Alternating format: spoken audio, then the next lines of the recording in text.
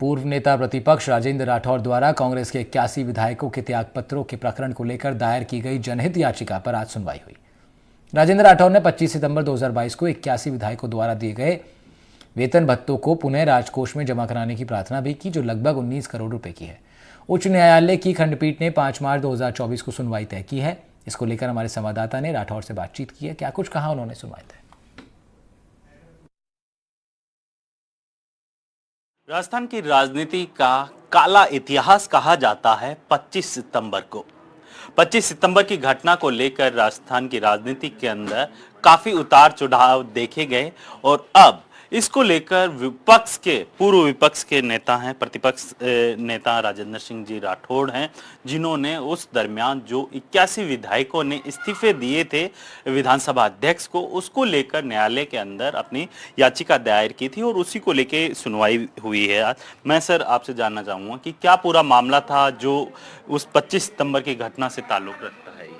25 सितंबर को जब कांग्रेस के आलाकमान के दूत मल्लिकार्जुन यहाँ आए और कांग्रेस विधायक दल से एक लाइन का प्रस्ताव लेने की मंशा के साथ आए कि मुख्यमंत्री कौन रहेगा, ये आलाकमान पर छोड़ते हैं। जादूगर अशोक गहलोत जी ने विधायक दल की बैठक को होने नहीं दी और सारे विधायक स्वयं उपस्थित होकर और विधानसभा अध्यक्ष के घर जाकर लिखित त्यागपत्र दिया और कहा कि हमारा त्यागपत्र स्वीकार करें। त्यागपत्र दबाव बनाने के लिए दिया गया था क्योंकि आलाकमान गहलोत साहब की जगह पर सचिन पायलट साहब को मुख्यमंत्री बनाना चाहता था। उसके पश्चात 25 सितंबर में समय गुजर जाने के पश्चात मैंने प्रतिवेदन दिया, मैं खुद जाकर अध्यक्ष जी से मिला। त्यागपत्र आपके पास है, संविधान के आर्टिकल 190(3) के अनुसार इनको आपको स्वीकार करना चाहिए और अगर आपको शक शुबा है तो 190(3)(b) में आपको जांच करवानी चाहिए, फैसला करना चाहिए। राजस्थान में संवैधानिक संकट है। मेरी सुनवाई नहीं हुई। 4 प्रतिवेदन देने के बाद मैं उच्च न्यायालय में गया, उच्च न्यायालय में रिट याचिका दायर की, नोटिस जारी हुआ और आज जवाब दावा प्रस्तुत किया है विधानसभा की तरफ से, जिसमें विधायक महोदय के मूल जो उन्होंने अपना त्यागपत्र दिया, जिसमें उन्होंने लिखा था अविलंब त्यागपत्र स्वीकार किया जाए। एक ही वर्बटिंग भाषा, यहाँ तक कि आधा दर्जन से ज़्यादा महिला विधायकों ने भी अपने आप को पुलिंग कहते हुए देता हूँ इस्तीफा ये लिखा हुआ पर हस्ताक्षर किए।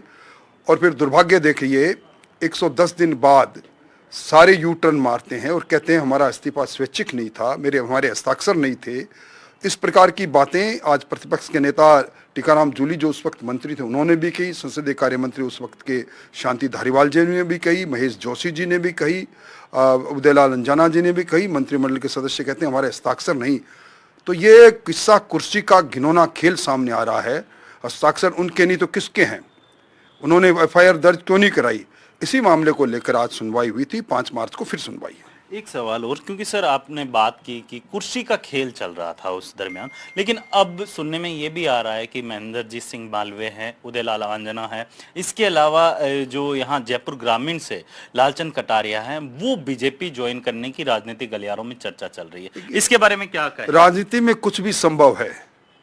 जब कांग्रेस के जहाज का छेद सबको दिखाई देता है तो कुछ समझदार लोग किनारा भी करते हैं, पर मेरी जानकारी में अब तक किसी के पार्टी से जुड़ने का, चूंकि मैं अधिकृत भी नहीं हूं, मेरी सीधी जानकारी में नहीं, पर ये सब लोग आएंगे तो उनका स्वागत है क्योंकि सब दिग्गज लोग हैं। लेकिन महेंद्रजीत सिंह मालवीय ने एक बयान दिया है मीडिया के सामने। उन्होंने कहा कि कांग्रेस का पहले एक विजन था, देश के लिए उनका विजन रहता था कि देश के लिए काम करेंगे, लेकिन अब कांग्रेस केवल कुछ लोगों के बीच में रहकर कांग्रेस सिमट चुकी है। देखिए, बिल्कुल उन्होंने सही बयान दिया। कांग्रेस एक परिवार की पार्टी है। माँ, बेटा और बेटी इनकी पसंद पर कांग्रेस चलती है, इसलिए कई लोग जो बड़ी विचारधारा के लोग हैं, अगर इसमें इस बात से सहमत नहीं होते तो निश्चित तौर पर इसके दुष्परिणाम राजनीति में आते ही है। ये थे राजेंद्र सिंह राठौड़, जो कि पूर्व नेता प्रतिपक्ष रहे हैं और बीजेपी के कद्दावर नेता कहे जाते हैं। इनका साफ तौर पे कहना है कि 25 सितंबर की जो घटना घटी थी, उस घटना को आज राजस्थान है वो काले इतिहास के रूप में जानता है। उस दरमियान जो तमाम 81 विधायकों ने अपने इस्तीफे दिए थे, उसको लेकर आज सुनवाई थी और अब अगली सुनवाई 5 मार्च को होगी। जयपुर से कैमरामैन जसराज के साथ वीरेंद्र सिंह शेखावत, NDTV।